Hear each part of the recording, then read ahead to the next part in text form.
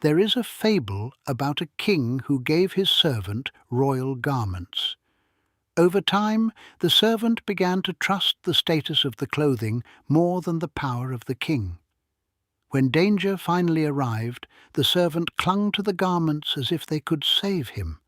But the king reached out and stripped them away, leaving the servant standing exposed. In the crisis of Isaiah 20, Egypt was that royal garment, the system, the alliance, the false status, and God was about to strip it away. For 1,095 days, the residents of Jerusalem woke to the same sight. Their prophet, stripped, barefoot, walking through the streets in total humiliation.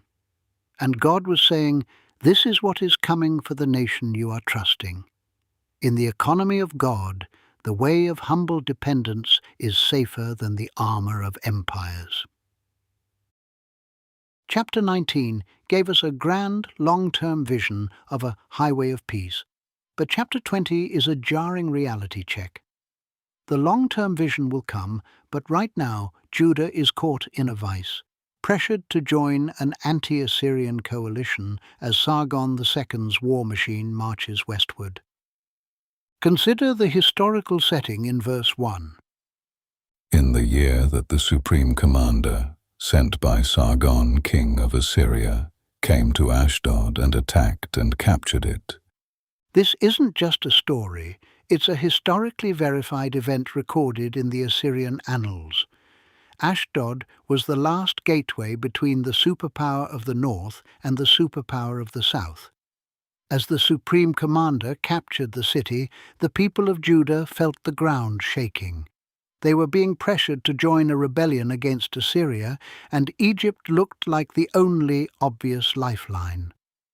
This creates the intense human pressure of the moment. What do you do when the most powerful army in the world is marching toward you? You look for a protector. In this moment of high-stakes diplomacy, God didn't send a scroll or an angel. He told his prophet to take his clothes off and walk. Observe the command in verse 2. At that time the Lord spoke through Isaiah son of Amoz. He said to him, "Take off the sackcloth from your body and the sandals from your feet." And he did so, walking around, stripped, barefoot. This was a literal, physical act, not a vision or a parable, but a real man in the real streets for 3 real years. There is deep, scholarly tension in the Hebrew word arom, which means to be stripped or naked. Whether it meant total nakedness or being stripped of the outer prophetic garment, the scandal was absolute. Combined with the term yachef, or being barefoot, the posture of a slave rather than a free man, the humiliation was complete. By removing the sackcloth, which was his very prophetic identity, Isaiah became a living billboard. Words could not penetrate Judah's obsession with Egyptian power, so God broke that psychological wall through the physical body of his prophet. This creates a haunting what-if for the residents of Jerusalem, as they were forced to confront this visual every single day. Notice the duration specified in verse 3. Then the Lord said, "Just as my servant Isaiah has gone stripped and barefoot for 3 years, as a sign and portent against Egypt and Cush." Imagine, every time a government official in Jerusalem drafted a letter to the Egyptian pharaoh asking for military help, they had to walk past Isaiah first. Why 3 years? This was not arbitrary. It mirrored the actual duration of the Assyrian campaign's approach to Egypt. God's sign was synchronized with history. For 1,095 days, God put his patience on display. This wasn't a lightning bolt of judgment, but a slow, sustained, unavoidable visual. Egypt has always been Mitzrayim, the narrow place and the seductive trap.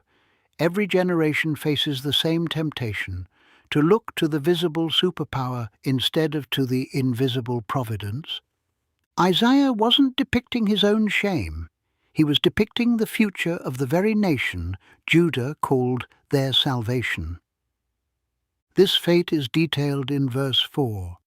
So the king of Assyria will lead away, stripped and barefoot, the Egyptian captives and Cushite exiles, young and old, with buttocks discovered, to Egypt's shame.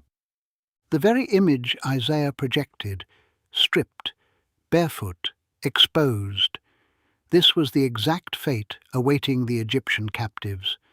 The shame of Egypt was a deliberate reversal of their ancient pride.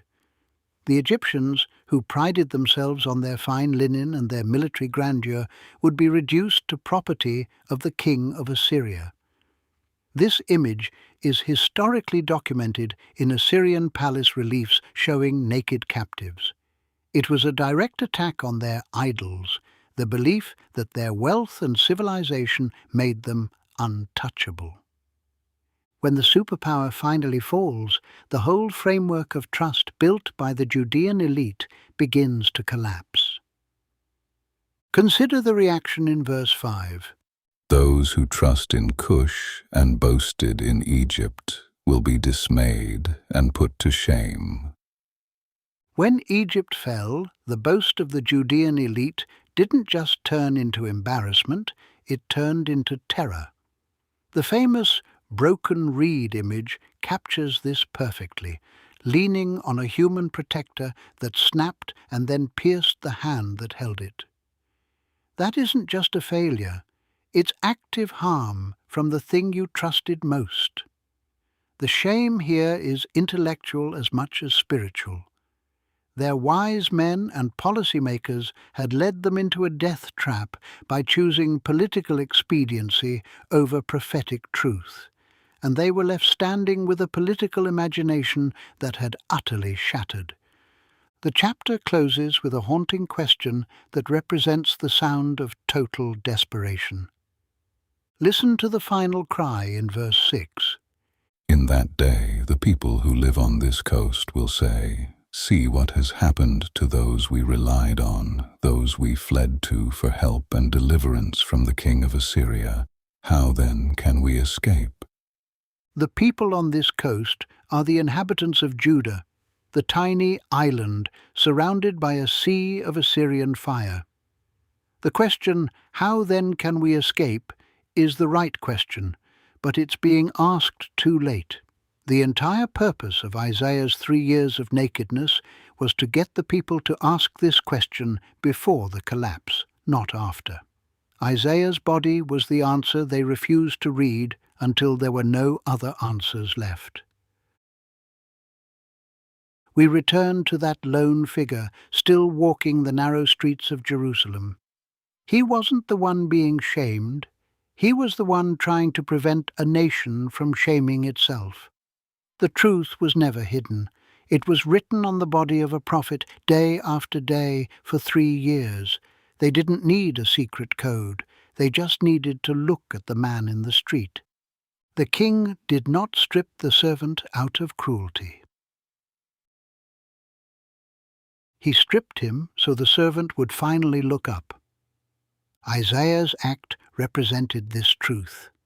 Stripped and barefoot before the Creator is safer than standing clothed in the false security of empires.